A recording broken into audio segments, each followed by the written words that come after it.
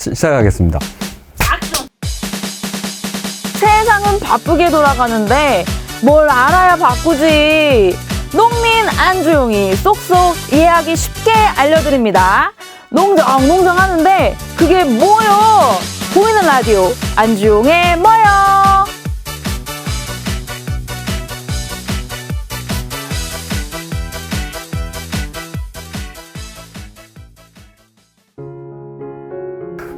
안녕하십니까 농민 여러분, 진보당 공동대표 안주용입니다.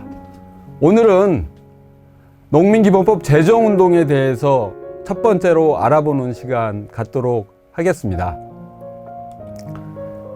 먼저 전농과 전여농 그리고 진보당이 지난 봄부터 농민기본법 제정운동에 대한 논의를 계속 해왔습니다. 이유는 한국농업의 대전환이 반드시 필요하고 그를 위해서는 농민기본법이 제정돼야 한다는 이유 때문이었습니다. 그래서 확대 토론회 그리고 농정협의회를 통해서 봄부터 논의를 해왔고, 농민기본법의 주요한 내용들이 이제 11월 초순에 곧 발표될 예정에 있습니다. 그리고 이러한 논의를 통해서 12월 1일부터 12월 30일까지 한 달 동안 입법청원운동, 농민기본법 제정을 위한 입법청원운동이 시작되게 되어 있습니다. 우리 농민들의 힘으로 반드시 입법청원운동 성사시켜서 대선과 지방선거에 농민기본법이 필요하다는 내용이 널리 울려 퍼지게 만들어야 할 것 같습니다. 자, 오늘은 바로 한국농업의 현실에 대해서 한번 살펴보는 시간을 갖고 왜 농민기본법 제정이 필요한지를 확인하는 시간을 갖도록 하겠습니다. 먼저 새로운 양상의 식량 위기가 다가오고 있는 것은 우리 농민들뿐만 아니라 국민들도 다 경험하고 있는 사실입니다. 그런데 심각한 사실이 바로 이 식량 자급률, 곡물 자급률로 나타나고 있습니다. 보통 농민운동을 하고 있는 우리 전농 회원이나 전여농 회원들은 식량 자급률 하면 바로 가축들이 먹는 곡물까지를 포함한 곡물 자급률을 이야기를 하고 있습니다. 즉 식량 자급률, 곡물 자급률이 2019년 현재 우리나라는 21%로 이야기되고 있습니다. 그런데 전 세계 곡물 자급률, 즉 식량 자급률 추이를 보면 이미 100%가 넘었죠. 세계 평균은 101.5%인데 반해 우리나라는 식량 자급률, 곡물 자급률이 21%밖에 되지 않는 아주 심각한 위기에 있습니다. 코로나를 경험하고 기후위기를 경험하면서 우리 국민들은 모두 다 식량 안보에 대한 위기감을 느끼고 있습니다. 하지만 농정당국은 반대로 가고 있죠. 그래서 더더욱 큰 문제라고 볼 수가 있습니다. 통계로 본 한국 농업 한번 살펴보도록 하겠습니다. 국내 경지 면적도 낮아지고 있는 상황입니다. 그리고 농축산물 무역 수지는 전 세계 대비 우리나라가 5위입니다. 즉 수입을, 농축산물을 제일 많이 수입하는 나라 5위를 차지하고 있을 만큼 심각한 상황이고요. 반면에 농업보조금 비율은 전 세계에서 가장 낮은 걸로 나타나고 있어서 심각한 위기를 확인할 수 있을 것 같습니다. 농업보조금 비율도 마찬가지로 나타나고 있는 거죠. 즉 이 통계에서 알 수 있듯이 정부 당국의 농업 포기, 농민 외면이 계속되고 있다는 걸 확인할 수 있습니다. 이로 인해서 농가 인구는 이미 70대가 주류를 이루는 상황이 되어버렸습니다. 그리고 반면에 40대 이하, 30대, 20대는 거의 없죠. 즉 이후에 농업을 책임질 주체가 새로운 세대가 마련되고 있지 못한 모습을 보여주고 있습니다. 이 표에서 보고 있는 것처럼 1970년대에는 농가 인구가 1,400만 명이 넘었었는데 그로부터 50년 이후 지금 220만 이하로 줄어들고 있는 상황을 보고 있습니다. 결국은 농업 포기 정책의 결과로 농업, 농촌, 농민이 괴멸하고 있다, 이렇게 볼 수가 있겠습니다. 아울러 국민 경제에도 큰 영향을 미치고 있는데요. 농산물 가격이 어쩔 때는 폭락하고 어쩔 때는 폭등하는 양상으로 나타나고 있습니다. 이것은 국민 경제의 안정에도 문제가 되지만 농업, 농촌, 농민의 지속 가능성에도 위협이 되고 있죠. 즉 농가 경제의 안정적인 경제 전망을 하기 힘든 상황까지 왔다는 걸 의미합니다. 자, 그에 따라서 농촌이 소멸되고 있는 상황 표로 보실 수 있겠습니다. 이미 105개의 시군구가 인구 소멸, 지역 소멸에 이르고 있는데 대부분이 다 농촌 지역이죠. 이것이 바로 정부 당국이 농업과 농민을 외면해온 결과, 정책의 결과로 나타나고 있다고 보여집니다. 최근에는 기후위기가 농업과 농촌, 농민에게 미치는 영향이 지대하죠. 예측 불가능한 기후위기에 대응하기 위해서라도 농업을 지켜내고 농촌을 지켜내는 것이 필요하다고 보여집니다. 자, 이처럼 한국 농업이 괴멸적 상황에 이르다 보니 과연 우리나라 식량 자급이 가능한 거야? 지속 가능한 농업이 가능한 거야? 농촌 유지는 가능할까?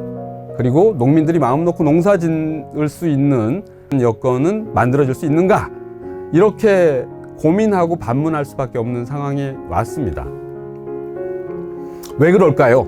그것을 한번 살펴보는 시간을 갖도록 하겠습니다. 다행인 것은 농업의 괴멸적인 위기 상황 속에서도 다행인 것은 국민들의 농업에 대한 인식의 변화입니다. 굉장히 긍정적인 모습인데요.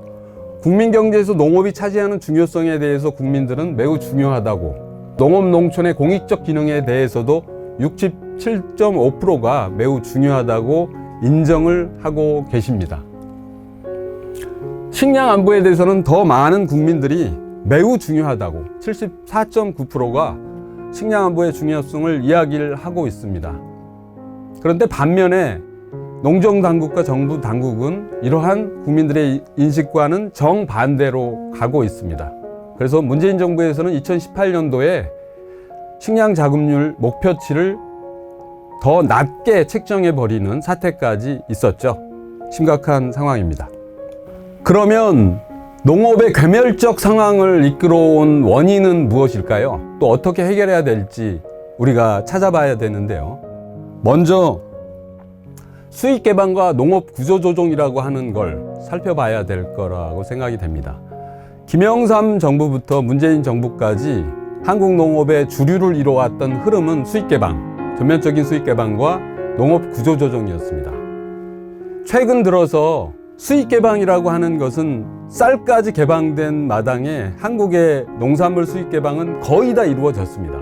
그리고 최근 신자유주의가 퇴조하면서 수익 개방 문제는 주요한 화두는 아닌 것 같아요. 오히려 주요한 화두는 바로 농업 구조 조정으로 이동했다고 볼 수가 있겠습니다. 근데 이제 한계에 도달한 것 같아요.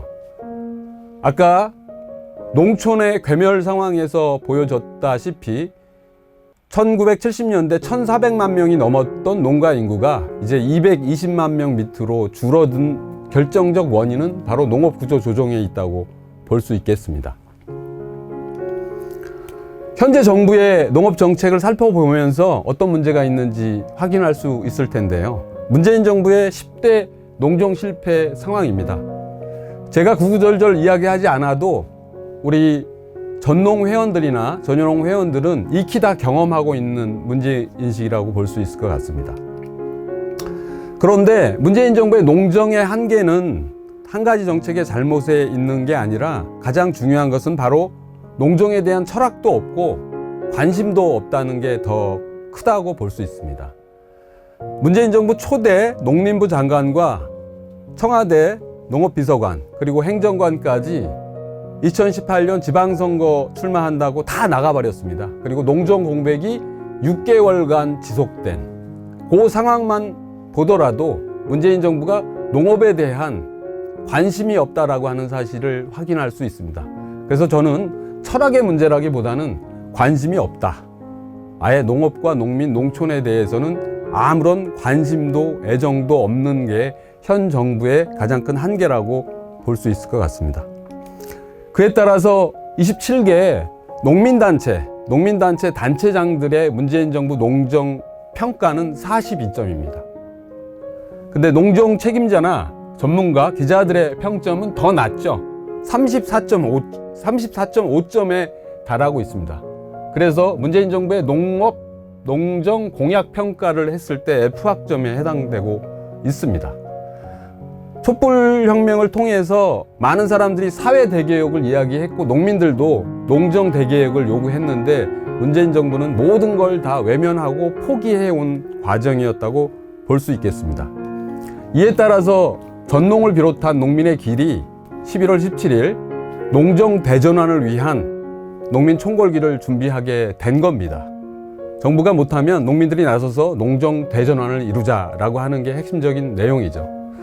자, 그런데 농정 대전환을 이루어가는 과정에 과연 정부의 농정 관점에만 문제가 있을까요? 저는 더 근본적인 문제가 있다고 보여집니다. 그것은 바로 제도의 문제라고 생각을 하는데요. 우리가 시장경제 중심의 농정에서 국가책임 농정으로 바꿔야 한다라고 한다면 먼저 손봐야 할 것, 먼저 고쳐야 할 것, 먼저 넘어야 할 장벽이 있습니다. 그것은 바로 농업, 농촌 및 식품산업 기본법입니다. 80여 개의 농업, 농촌 및 농민 관련 법률이 우리 사회에는 존재하고 있습니다. 이것의 모법에 해당하는 법률이 바로 농업, 농촌 및 식품산업 기본법입니다. 그런데 이 모법에 해당하는 농업, 농촌 및 식품산업 기본법의 가장 핵심적인 조항이라고 할 수 있는 6조 1항 내용을 한번 보시면 왜 한국 농업이 이렇게 됐는지 알 수 있을 것입니다. 제가 한번 읽어보겠습니다. 6조 1항. 국가와 지방자치단체는 농업, 농촌 및 식품산업 정책을 세우고 시행할 때에는 시장경제 원리를 바탕으로 한 효율성을 추구하되 농업과 농촌의 공익기능을 최대한 고려하여야 한다라고 되어 있습니다. 바로 이것이 한국 농업을 시장경제에 그리고 개방화에 구조조정에 내맡겨버린 근본적인 제도라고 보면 될 것 같습니다. 내용을 잠깐 보시면요. 주체는 국가와 지방자치단체고요. 그리고 농업, 농촌 및 식품산업 정책을 세우고 시행할 때 무엇을 원칙으로 하냐면 시장경제 원리를 바탕으로 한 효율성을 추구하는 것을 기본 원칙으로 한다고 되어 있습니다. 그리고 고려해야 할 내용이 농업과 농촌의 공익기능을 최대한 고려한다라고 되어 있습니다. 근데 여러분, 법률 용어로 고려해야 한다라고 하는 것은 상당히 한계가 있는 내용입니다. 일반적인 관계에서도 내가 너의 입장을 최대한 고려한다라고 하는 것은 정말 고려한다라고 하는 것밖에 되지 않습니다. 즉, 농업과 농촌의 공익기능을 최대한 고려만 하고 시장경제 원리를 바탕으로 한 효율성을 추구하는 것을 기본 원칙으로 한다라고 되어 있는 거죠. 즉, 우리 농업과 농촌 농민의 문제는 지금껏 시장경제 원리에 다 맡겨져 왔다고 보면 될 것 같습니다. 그리고 농산물 가격 보장과 관련한 문제도 시장경제 원리에 맡기는 것, 농촌의 미래 문제도 시장경제 원리에 다 맡기는 걸로 되어버리는 거죠. 하지만 아까 국민들의 농업, 농촌에 대한 인식 변화에서 확인되고 있는 것처럼 식량 주권의 문제가 중요해지고 농업의 공공성이 더욱 강화되고 있는 이 시점에 과연 농업을 시장 경제 원리에만 맡길 수 있는 문제일까요? 아니겠죠. 바로 농업, 농촌 및 식품산업 기본법의 이 내용을 바꾸지 않는 한, 이 제도를 바꾸지 않는 한 한국 농업의 변화, 한국 농업의 대전환은 불가능하다라고 보여집니다. 따라서 현존하고 있는 농업, 농촌 및 식품산업 기본법을 폐기하고 농민기본법을 새롭게 제정해내지 않는다면 농정의 대전환, 한국 농업의 미래 만들어갈 수 없다고 보여집니다. 오늘은 농민기본법의 필요성에 대해서 한국 농업의 현실과 농업, 농촌 및 식품산업기본법의 주요 내용만 확인한 시간을 가졌습니다. 다음번 2편, 3편 기대해 주시고 열심히 준비해서 또 만나 뵙도록 하겠습니다. 고맙습니다.